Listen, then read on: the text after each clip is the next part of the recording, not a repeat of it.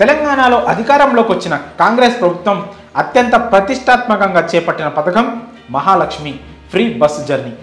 ముఖ్యమంత్రిగా బాధ్యతలు చేపట్టిన నాడే రేవంత్ రెడ్డి ఈ పథకం అమలుపై సంతకం చేశారు.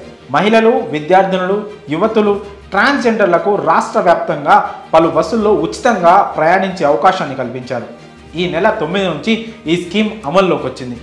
ముందుగా ట్రయల్ రన్ వేసి ఆ తర్వాత రాష్ట్రంలోని మహిళలకు, అమ్మాయిలకు మాత్రమే వర్తింపజేశారు. ఏదైనా గుర్తింపు కార్డుతో తెలంగాణ వ్యాప్తంగా ప్రయాణించవచ్చు. ఈ పథకం అమలు చేసిన నాటి నుంచి అనూహ్య స్పందన వచ్చింది. బస్సుల్లో ప్రయాణించే మహిళల సంఖ్య ఒక్కసారిగా విపరీతంగా పెరిగిపోయింది.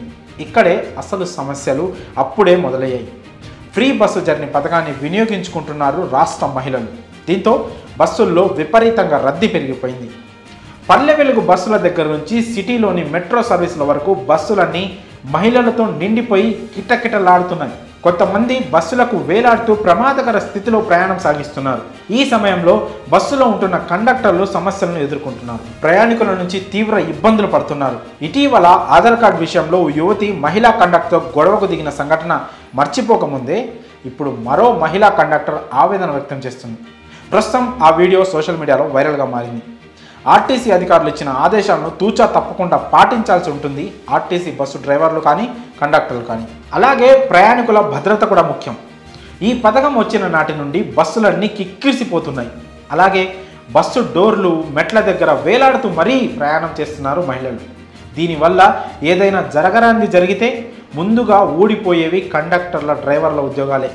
అందుకే డోర్ వద్ద ఎవ్వరూ ఉండొద్దని హితవు పలుకుతున్నారు కండక్టర్లు.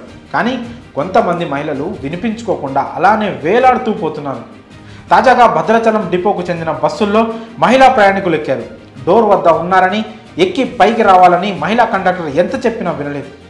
బస్సు బూర్గంపాడు వద్దకు రాగానే మరికొంతమంది మహిళా ప్రయాణికులు ఎక్కారు. అయితే పైకి జరగాలని కోరడంతో మహిళలు పైకి ఎక్కలేదు సరికదా, కండక్టర్పై రివర్స్ అయిపోయారు. తిట్టడం మొదలుపెట్టారు. దీంతో కంటతడి పెడుతూ బస్సు నుండి దిగిపోయింది కండక్టర్. దీంతో బస్సు నిలిచిపోయింది. ఆ సమయంలో మహిళా కండక్టర్ భావోద్వేగానికి గురయ్యారు. పైకి జరగండి అని అడిగితే తిరిగి మాపై రివర్స్ అవుతున్నారు. జరగండి అంటే జరగమంటూ కోప్పడుతున్నారని, వాళ్లకు ఏమైనా జరిగితే కండక్టర్లే కదా బాధ్యత, ఈ ఉద్యోగం చేయలేకపోతున్నాం అంటూ ఆవేదన చెందుతున్నారు. మరి ఈ ఉచిత బస్సు ప్రయాణం వల్ల కండక్టర్లు పడుతున్న ఆవేదన, బాధలపై మీ అభిప్రాయాలను కామెంట్స్ రూపంలో తెలియజేయండి.